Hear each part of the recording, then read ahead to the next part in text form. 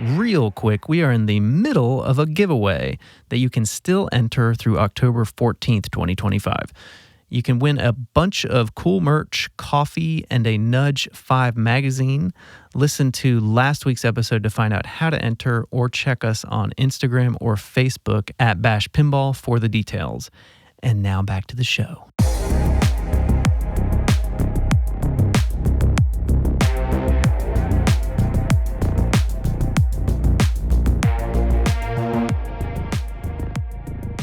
For those that know who we are, I'm a dad now. But you have a 12-year-old now. Yeah. I got a 12-year-old in a year. Yeah. We'll just leave it there. That makes sense. Yeah, time travel, portals, you get it. Yeah, it's happened before, actually. Yeah. In this show, season 1. Time traveling is crazy, by the way. The goo is real. Is goo. the time travel goo? Yeah. Okay. When you come out the other side, you're covered in goo. Yeah. But it protects you. It protects your skin. You have to put it on first. No, it just somehow, like angels or something as you cross the portal. The goo is applied during the transfer. Yeah. Gotcha. It's like walking through like a waterfall, but it's goo. Okay. And it just envelops your body, and then it somehow protects your skin and organs. The portal is goo filled. Yeah, but you don't see it or feel it. Gotcha. Until you come out. It's like a byproduct of the transition from one dimension or time into another. Gotcha. That makes total sense. Yeah, exactly. So, do you think you've gotten better at pinball in the last year? Oh my God, 100%, man. I think, I'm 37. I've been playing since I was... Oh, you old? Yeah, I'm old. I'm an old man. To the young ones. To the young ones. I've been playing since I was like 15, just casually. I would easily say within the last 2 years, like my skill set has improved probably more than my entire time before that. Do you think that would have happened had I not gotten into pinball? No.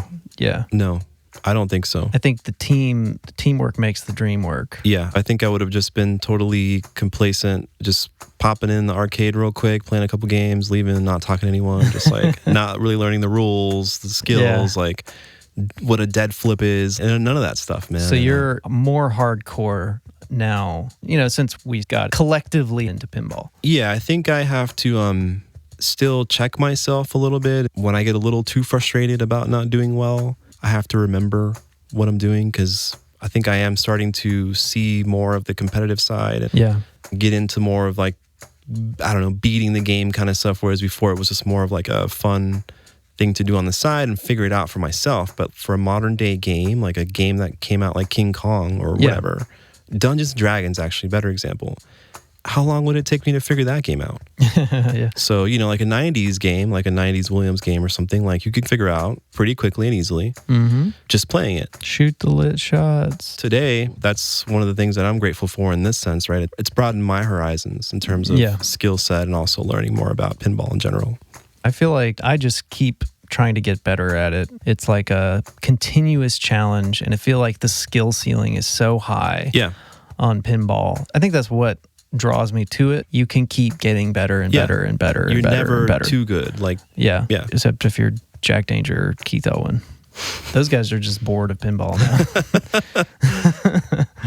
That's funny. I mean, at that point, you're just like, well, I guess I have to design games if I'm going to still be interested in this, because they've maxed out their skill. So that's their pinball story arc. Yeah. We'll get there. We'll get there. We do have a couple of our own original ideas for themes. I think we're going to be sharing. Yes. This season. No spoilers. So that's going to be fun.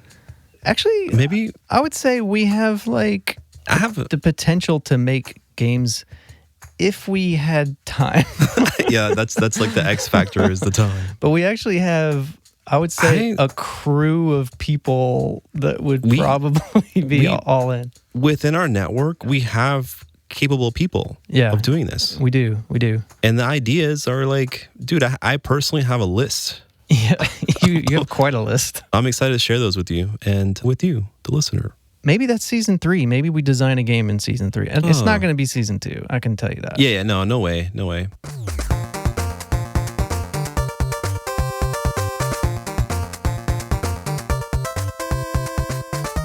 Season 2.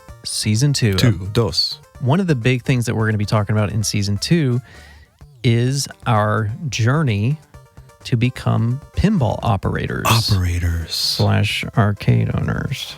Sometime after Expo last year, so, November or something of last year, Don, you had been going to a local bar. Got to know the owner a little bit and was like, pinball.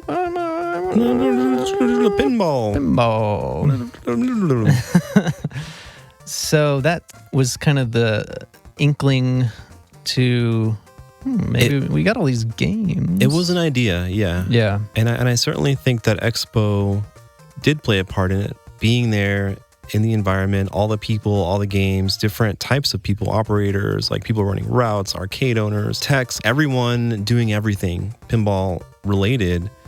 I was curious how much money you actually make on these games on location. Some of the people we were listening to were talking big numbers. The arcade, operating an arcade seminar. At Expo, yeah. It was Logan Arcade. Electric Bat Arcade, Wedgehead. Mm-hmm. The thing that stuck out to me was one of them said, a new game on location should pay itself off in 6 months. Yeah, 6 months, best case scenario kind of thing. Like, I think maybe like up to a year. But it was like, worst case. It was like a statement. It was like, if it doesn't do this, there's a problem. That kind of gave me like, wow, this actually could make money, or we could get a free game, right? Quote unquote, if we put one in somewhere. Yeah, yeah. So that kind of started the gears turning for me.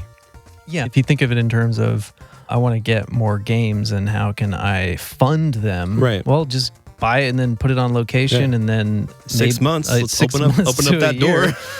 Yeah. $6,000 in there. Now, of course, they were talking about their arcades, which are established locations, Chicago, and Phoenix. have 30 games, 80 games. Of course.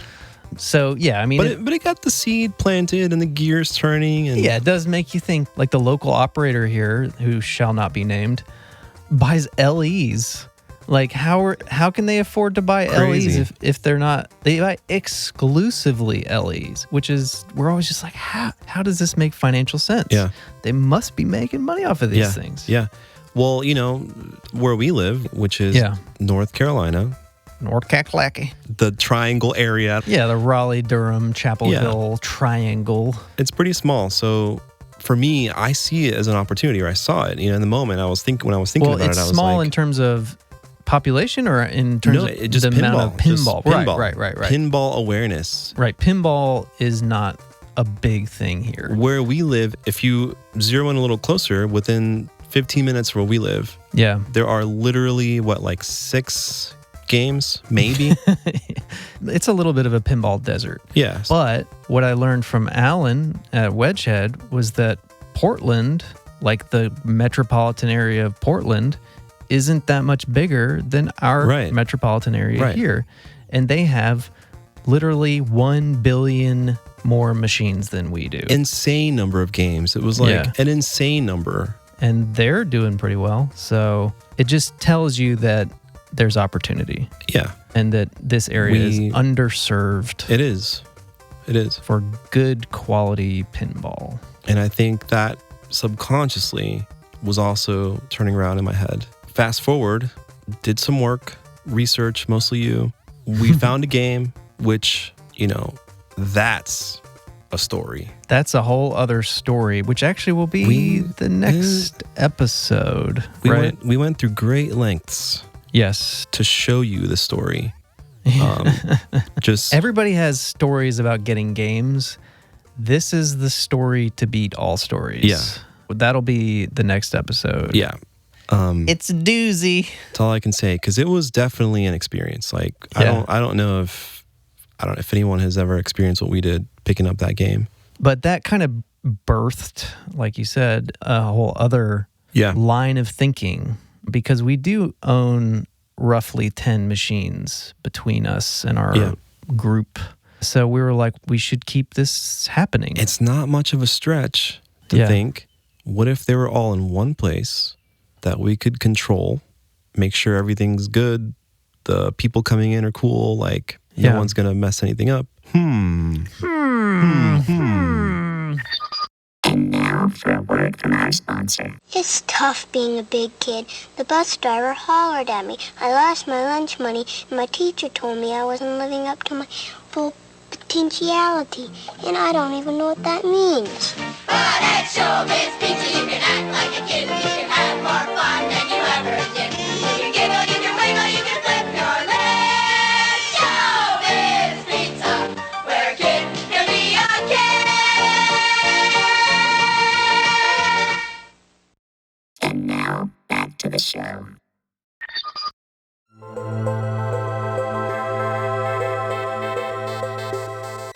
Yeah, so a spot opened up where I already rent a space where my workshop is and where Right. you also work. That was the birth of your pinball Yep, baby. yep.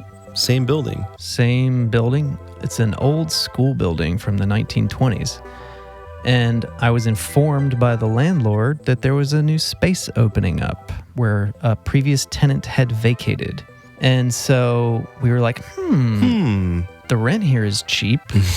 So we went and checked out this space. It was like 650 square feet or something. And we're like, how could we make this work? It was perfect, Matt. Yeah. The price, the space, the vibe. Yeah. High ceilings. Super high ceilings. Wood floors, just a rectangle or square, basically, of a room. Lots of natural light. Right. And lots of outlets on the walls.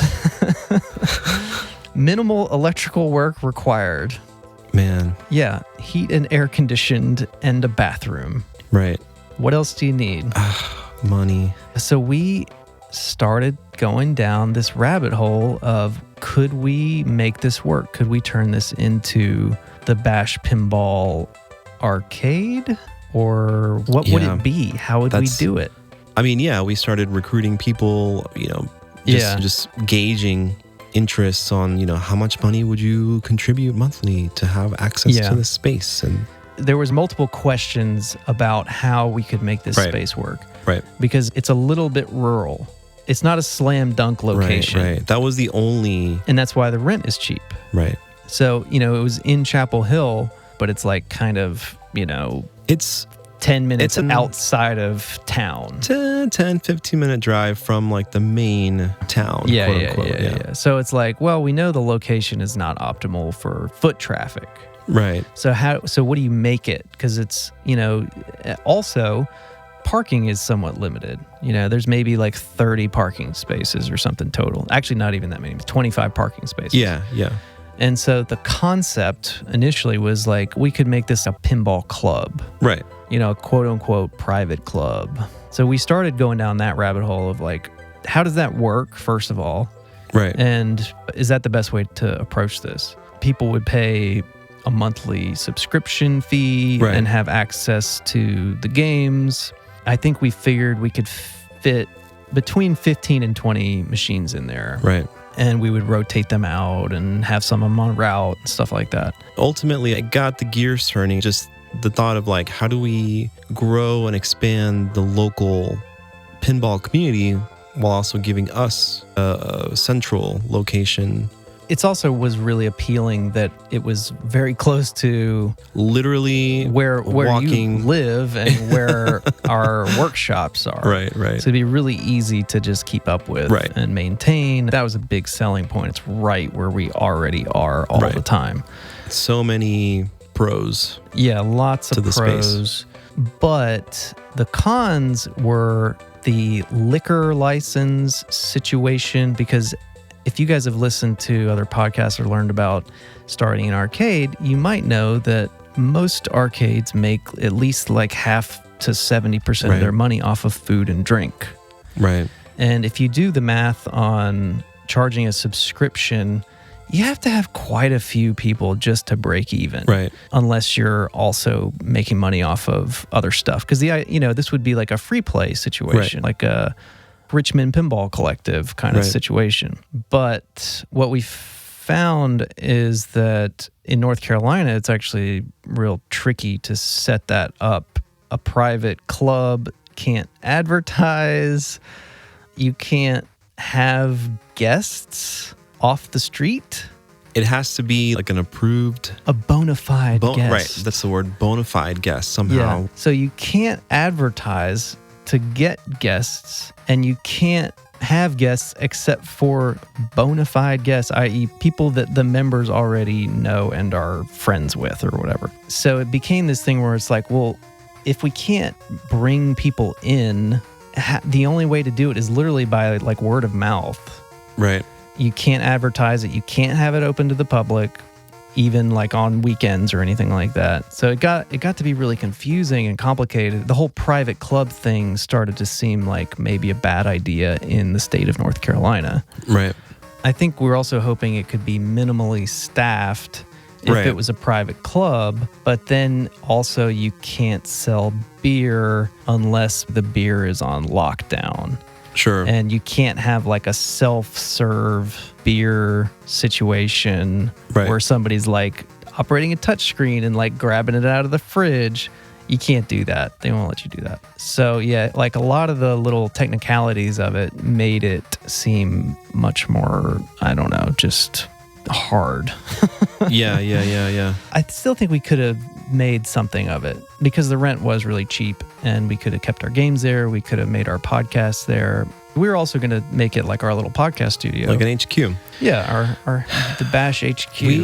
We can still dream, Matt. I think just as an exercise, that kind of got us thinking about it. I think it's okay. We can still dream. Yeah, as it turned out, that space was not available after all of this like So rabbit hole. yeah, they had vacated, but technically still wanted it. So Anyway, it ended up, we went down this long rabbit hole, and then the landlord was like, actually, it's not available. But through this process, like you said, we did get people on board. Yeah. We had conversations with other folks who were interested. There's certainly interest. Partnering up. Certainly interest in our local small network of people from here.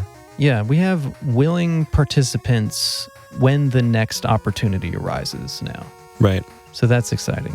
And actually, like, we already have some possible other opportunities coming up. And I think as long as we keep going with that mindset, I think whenever the space presents itself, and if we're ready, it'll be the right time. Yeah, so I think season 2 of this show, we're going to chronicle our arcade exploits. Right.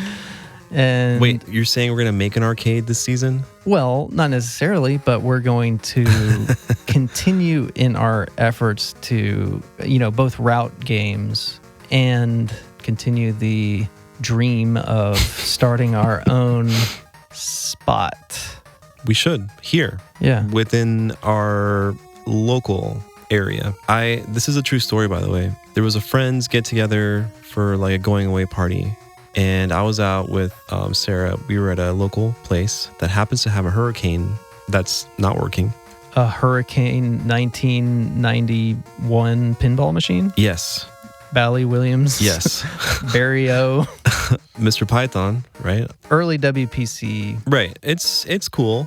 It's the third in the Circus trilogy. Comet, Cyclone, and Hurricane. Yeah, it's a little clunky, but I can get into it if it works right. This one does not. The Hurricane ramp is one of the best ramps in any pinball machine, but that's pretty much all it's got going for it. So this place we were at, which by the way, I just remembered had that game because it doesn't work. So I completely forgot it was even there. One of the guys that I had met through the other bar came up to me and he goes, "Hey man, I need to talk to you." And I was like, "What's up?" He goes, "We need to do something about pinball here." He's like, "There needs to be a place where we can play more games." He goes, "Right now, there is nowhere for me to play pinball here." Like legit, he came up to me and he goes, "What can you do?"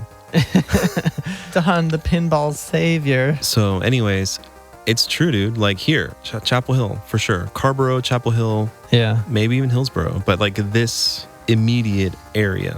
This area definitely needs it. And there are people who want to play pinball. Yeah. Who can't. And I think if anything, right, I think what we're doing is proving that the community will form itself if they are given good pinball. Yeah. If your experience is with a trash game that doesn't play right and it's not enjoyable, but if your experience is with your friends at a bar having fun together, right? Yeah. So I think that's what we need to make. Yeah. This place, this thing that people can go to experience pinball in this way needs to be here in Chapel Hill. I think we can provide that. We should provide it. You know what? I just had this random thought. If we build it, They will come. they will. Oh, you read my mind. I know, yeah. Ever since I traveled to the portal with the goo, I can see the future sometimes. Like in that case, I knew what you were going to say. Yeah. Never heard that expression before.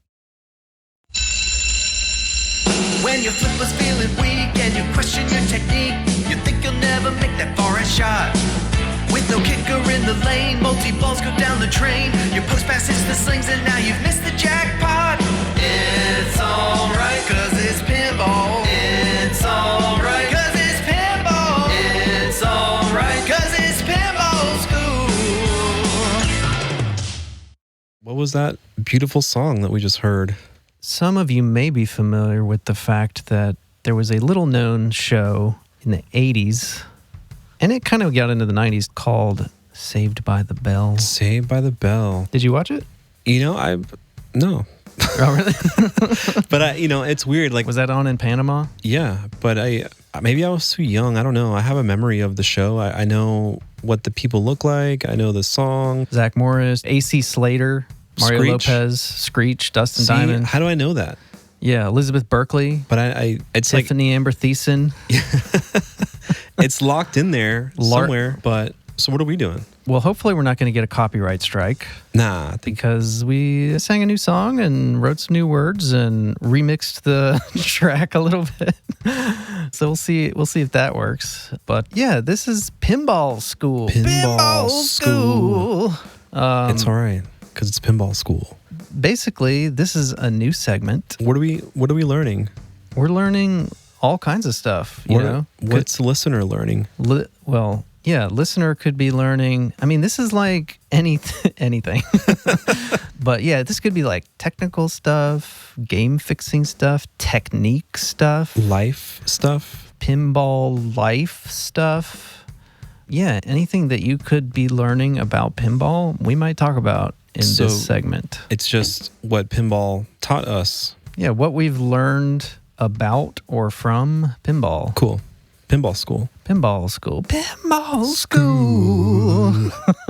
I thought a good way to start this off would be talking about what some games have taught us, like what we learned from certain games. I've only been playing pinball for 2 to 3 years now. Right. So I have like a pretty fresh memory of learning to play pinball. So I think I might have some tidbits to share about how I learned how to play pinball. Cool.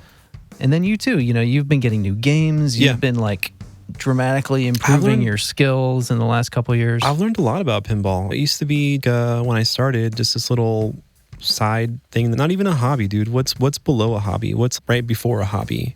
Pastime. Anyways, whatever that is, Yeah. that's what it was. And after acquiring my first game, Yeah. which was Hook, To be fair, it was a big enough. I think it qualifies as a hobby if you've spent thousands of dollars on it. well, it's been a journey, because as I got older and I was looking for things to do, singling and mingling and going to bars and stuff, It was just a way to meet the ladies. it was like I kind of had this like super effective strategy. No, I mean, but from being 16 or 15 or playing randomly whenever I would see one at like a pizza place or arcade to being like a working adult making my own money and spending it on things. It was something to do while I was hanging out with people or waiting for friends at a bar. That was like the second phase where I took it a little bit more seriously because now I'm spending my own money. Like I'm actually more interested in the themes and stuff, and I'm seeing other people that actually know how to play. I'm learning and I'm picking up little tips and skills, right? I'll never forget this guy. His name is Kyle. He showed me how to play Lord of the Rings, which then became my favorite game. Yeah. Because I never really understood strategy to that. And that game's particularly fun because of all the multi-balls and how you have to basically stack up the different stories like Fellowship of the Ring, Two Towers, Return of the King. And then you have to destroy the ring through the center. It's a great game to learn strategy and skills in pinball. Because it's like very chronological and just easy. You can see everything right there. So I would say that was my second phase. Now I'm entering my third phase, where I feel like I've picked up and learned pretty much all or most of the basic skills that you can. And now I'm learning like more advanced skills. And the games are also more advanced now. So now it's like, oh, we got LCD screens and stuff. So it's way more advanced now. But anyways, like I'm at stage 3 where I'm learning actual techniques and stacking, bonuses and stuff. And that's kind of where I'm now. So that's my journey. I think that era of games, like the pre-LCD kind of end of the DMD era, code started to get a little more complicated, but you could still follow it. Those are good medium skill level games. Yeah, so you, obviously, we've told the story. You brought the hook to work. Right. I had never really played pinball in any serious capacity because it's impossible and expensive to learn. Yep. And so you brought that hook to work. I started playing it because I was bored, and it's like free. Yep. Fortunately, you didn't make me pay. Yep. I would say I put in a solid 20 hours of games. I kind of kept track of it because I was just curious, like how long is it going to take me to feel like I can do anything? You can do something, You have some control. Because prior to that, my feeling on pinball was it's random. It's random, yeah. Like you're just blah, blah, hitting buttons, flipping. Oh, it went down the middle. Bad luck. Right. So I was kind of keeping track of it because I sort of had like a schedule, like after work every day. I was like putting in this time. Oh yeah, and you would go home and what? So you kind of I kind of knew. So it was roughly about 20 hours of just playing hook until I was like, okay, I'm starting to feel like I can kind of aim the ball. 20 hours. Yeah. That's a long time. I think it was probably, it was about 20 hours till I felt like, I wasn't just completely frustrated. Right. And here's the other thing that I learned from that game. Ramps are fun. Ramps are fun, yeah. And so I think that game, even though it's maybe not everybody's favorite game, not the highest rated game, you can probably get one for fairly cheap. Yeah. It still has the basic elements that I think grabbed you, or at least grabbed me. It wasn't a theme that I particularly cared about, but that freaking left ramp. It's the wind coaster ramp. The wind coaster, it goes up, it loops around. You want to see back, it. And it's got lights on it. If you keep hitting it repeatedly, you get like... Right, the points. You can get higher and higher scores, and you get like millions. Just that basic element. Yeah. Was like, I got to figure out how to keep hitting that ramp over and over again because it's really satisfying. And it's tricky enough that you can't just do it right away. Yeah. It's kind of on the far left. It's tough. Just that one thing alone was really all I cared about. Just hitting that ramp. Just hitting that ramp. And it's like, I didn't even know there was another ramp on the right side for probably 100 games or something. Because it's kind of like hidden. Like you can't really see the ramp. Yeah. It's just like, oh, when I hit it over there, it comes back over here. But there's another ramp there. Right. But I wasn't even concerned about that one. Right. Because the left ramp was just so enticing. Right. So then the other thing about that game, it's got an easy to get multi-ball. Yeah. Fairly easy, yeah. You can just hit it into that back little hole on the left. Yep. And you hit that a few times and you've got a multi-ball. Is it a 2-ball to start with? No. Or is it a 3? No, it's a 3, but it's got that tricky, which by the way, the skill shot. Right. Remember, it incorporates you locking the ball in the slot 1, 2, or 3. Right. So that's what determines when you start multi-ball. Right. It's always 3. The difference being if you lock the last 2 balls into the skill shot plunger area, you get bangerang, which is just like a higher jackpot. Right. If you miss it, you still get multi-ball with a lower jackpot. Right. Okay. So that's another element that game has that is for a newbie. The skill shot. The skill shot / multi-ball. Yeah. Those two elements, like most games have kind of boring, lame skill shots. Yeah. That game has a fun skill shot. You're like actually aiming the ball for like 3 different positions. Yeah. And you're rewarded for getting it just right. And it's doable. You can actually do it. It's funny because like as people that like us, like you are now, we kind of take skill shots a little bit for granted. Yeah. And think about it from like a new player perspective. It's like a very easy, tangible. Right. You look at it, you get it. Right. It's just like you don't have to figure it out. It's just, oh, look, little thing says hole number 2, and there's a 2 right here. It's just put the ball in the hole. Right. And that being my first game, it was like kind of a rude awakening that most games have comparatively kind of lame skill shots. It's funny. It's funny. And it is one of those basic things where it's just like, why don't more games just have fun, engaging skill Something shots? fun, because yeah. it's the first thing you touch when you walk up to that game. And if it's exciting, then you're going to grab people. It's like a first impression. Yeah, Yeah, it's a first Yeah. impression. You know, very few games have those types of skill shots. Like Arabian Nights. Arabian Nights has is like carbon copy, basically. very similar kind of thing, which came later. And I think Pinball, you know, there's a few games that have sort of cool skill shots like that, but most of them, man, it's just like pull it back, flip the lights over the rollovers, and, you know, it's so easy and unengaging. You know, obviously, like modern games have like 5-6 different skill shots. They've gotten more interesting, but I would argue that hook skill shot is still more fun than 90% of modern game skill shots. It feels so good. Yeah, it's really fun. That was another big takeaway for me. A thing that Professor Hook taught me is skill shots can be really fun. Yeah. And I'm kind of bummed when they're not.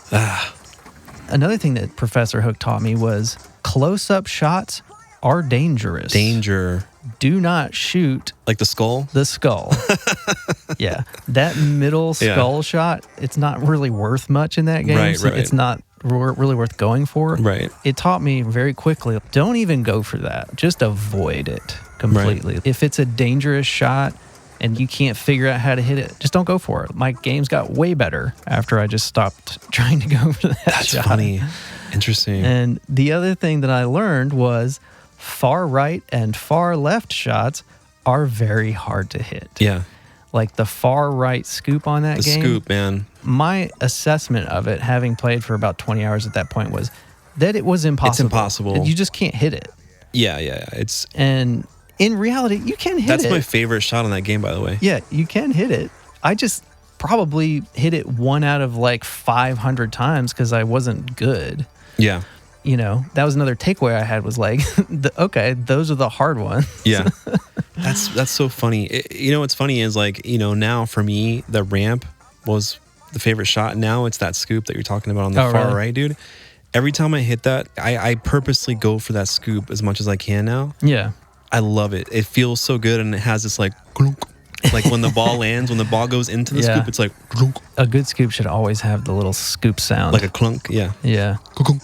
Yeah, so you can actually hit that shot now. Yeah, it's fun. Well, you have to for that bangerang. To get the like super bangerang or whatever. Yeah. One other thing that game taught me was that I am impatient. Like every time you're in between balls, it has this long little bit of lag delay. It's like a glitch, I think, even. But it doesn't feel right. Yeah, it takes forever to change over from like ball one to ball two. It's just like burn, and just keeps playing this music. Oh, it's so annoying. That's like funny. It almost killed that game for me in those moments. It's so funny because you just want to go again. You just want to hit the next ball, and you're I get it. forced to listen to this music. I realized like I'm really impatient with pinball and games where you can't skip the DMD sequences or the LCD sequences. That is just torture.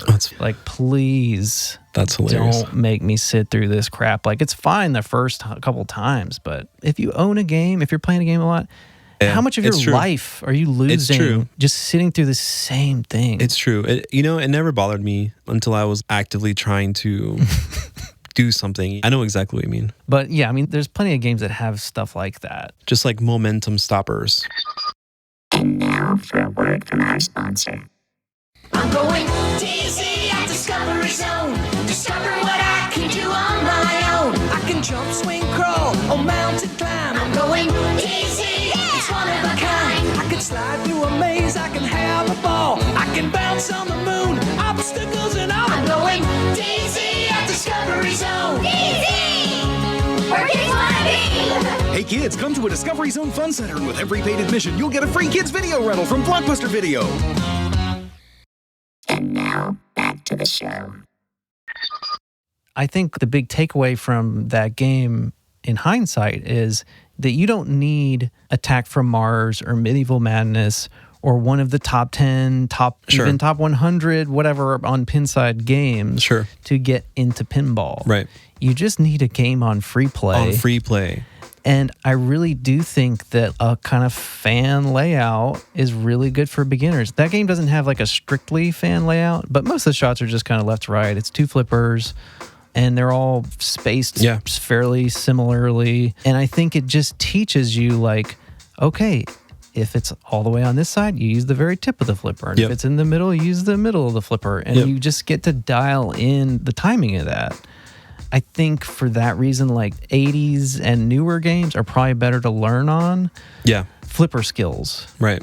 Because also the flippers are more responsive. Older games tend to have like more sort of open and floaty, random and floaty. And those 80s and 90s games, you can really learn every millimeter of that flipper. And that's super crucial for just basic skills. Like where on the flipper do you hit it? I agree, and I think that learning on a more modern game translates better into an older game. Right. It maybe even, unfortunately, like you might feel like an older game is a little slower. They do tend to feel slow, yeah. But I will challenge anyone that argues to sit with that game. If that was the only game you had for like a month, you would love it. I mean, honestly, it's happened to me. Like games that I hate, and we talk a lot about games and stuff, and like, you know, we hate on games a lot. But the reality is, any pinball machine that works well enough to play, that actually works the way it's generally supposed to. Spend enough time on it and you're gonna have fun. Yeah. Not everybody would have done what I did and just sit there frustrated for basically 20 hours, not straight, but over the course of like a month or whatever. Yeah. And just keep trying. Right. What's the reward? I don't know. But for me, like that game gave me the rewards that made it worth it for me. Multi-ball is easier. Fun skill shot. Yep.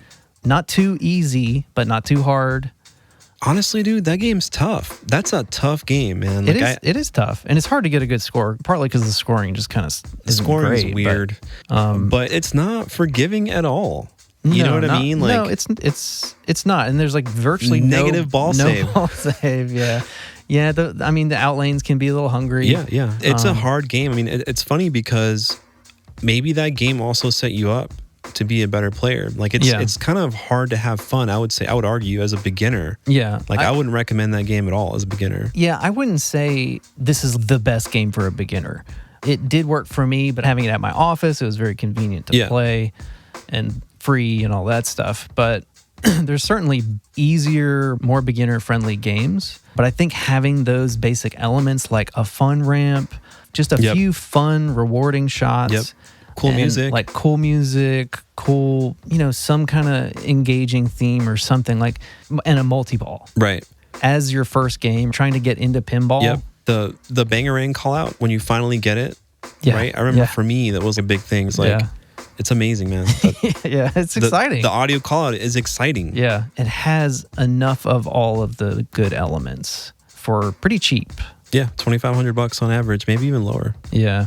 You're going to have fun with it, especially a beginner. If I were to get that game now, I would be bored with it dramatically faster than when I was playing it as my first game.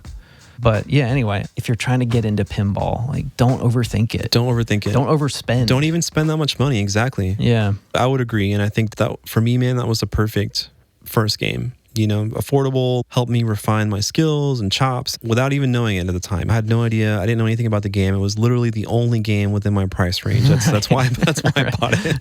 And I happen to like Hook, from Robin Williams, who isn't on the artwork at all. Julia Roberts' likeness is there. Like Dustin Hoffman's likeness is there. Definitely Dustin Hoffman was licensed. I mean, they're all there except for Robin Williams. Yeah, I'm not sure Julia Roberts is really there. She's there. She's basically there. It's close enough. Close enough. Yeah. But like Robin Williams, man, not even close. Dude. Yeah, no, it did not even close. But I agree with you, man. I think that's a good take on Professor Hook. Yeah, I learned a lot from Professor Hook. I'm grateful to Professor Hook. Seems like he taught you a lot. Yeah, that was my first Pinball 101 class, and I got a lot out of it. I would say for me, Professor Hook was probably my middle school teacher. And what I learned, it's a lot shorter. Yeah. I learned that game fits in a Ford Escape, which is slightly smaller than like a CRV or something. It's like somewhere in between, right? Like Like an early 2000s Ford Escape. Yeah. Like literally, dude, by like half an inch. Like I'm not even exaggerating. It totally fit. I learned, honestly, that was the first time I'd ever actually worked on anything, like on a game. Oh, Like I fixing flipped it a up. game. Yeah. And I swapped the rubbers on the flippers, and I actually swapped the whole flipper mech. Oh. And it felt great because I was having an issue with the flipper not being strong enough to hit that wind coaster ramp, you know? Mm-hmm. You got to hit that ramp. You got to do it. And, you know, I took my little booty online and I started doing the whole thing. I did the thing, man, like hook, pinball, flipper replacement. And then I found Marco. I found Pinball Life. That was my journey. So you bought that game blindly, like, no clue, well, dude. Hopefully this never breaks. Went to the dude's house in South Carolina, like a 4-hour drive, played it a little bit. It was awesome. I loved it. He had like most of it LED, like my dream to have a pinball machine. We'll figure out the maintenance later. Yeah, within like maybe I would say like 2 weeks, that flipper started getting a little wonky. And I was that's pretty much par for the course with a used game. I learned how to swap a whole flipper assembly, which is not too bad.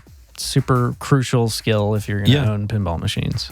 Yep. At the time, also like a refresher in soldering because I hadn't soldered in a long time. And I don't know, man, I just went for it. You know, watched some videos and like didn't seem that hard and I did it. It was great. You took the plunge and you went in and you made it happen. Yeah. And thanks to you doing that, that got me into pinball too. I'm so glad, dude. I think I had a thought when I brought it in there, maybe like the first day or like the second day and we set it up. I was like, I wonder if Matt will ever buy a game because of this. I hope he does. And then like fast forward, man, you bought like 3 or 4 games. You've been subtly manipulating me this entire time. No, I just wanted like one more game.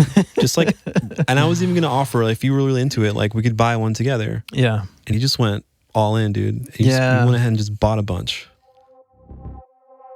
We should address this. We have to start doing like the podcasty stuff that we hate. Oh God, man. I know what you're saying. We got to do it a little bit. Wait, are you doing it right now? Yes. This is what you're doing? This is what I'm doing. God. You got me, dude. We're doing it. This is happening. This is happening. Well, I guess if you've made it this far, it's probably worth... Smash that like button. God. We don't do this for the fame. I think that's part of the problem that I have. It's like, do it or don't. You know what I mean? Like, if you want to stick around, do it. If you don't, don't. But like, I guess it's probably helpful to subscribe because then you will be notified when we have new stuff. Yeah, but it's all about the algorithm. So the algorithms do stuff, yeah. Yeah, really like the best thing anybody could do is just tell a friend to listen to the podcast. But we want to keep doing more stuff and we want to like expand, maybe sell some t-shirts. Yeah. Do stuff like that will help fund trips, editing tools and software and just stuff that helps us continue to be able to make the show without it being equipment, a huge totally financial strain on ourselves. Totally. Because I mean, we are doing this for fun, but it would be even more fun to do it better and have more stuff to share. Yep. Do it. Do the thing, you know, like... Find our YouTube channel too. Hit the bell icon. Do the subscribe thing. Do all the stuff. You know what to do. Sorry to ask.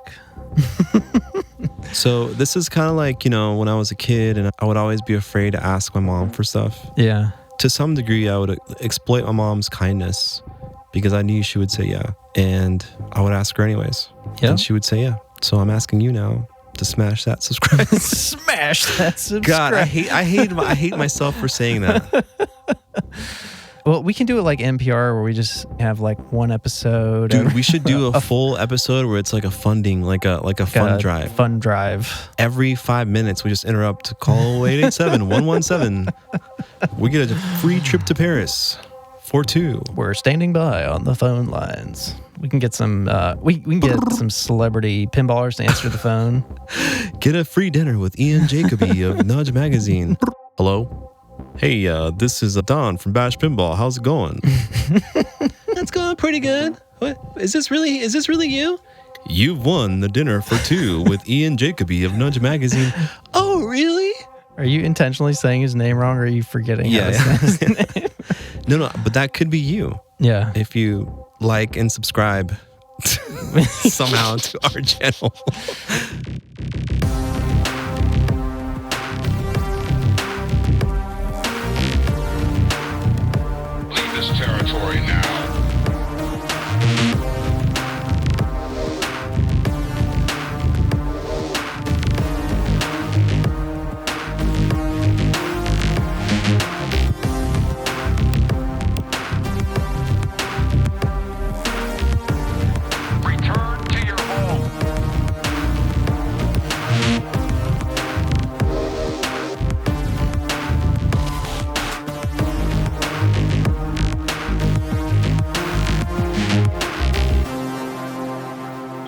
evacuate all personnel.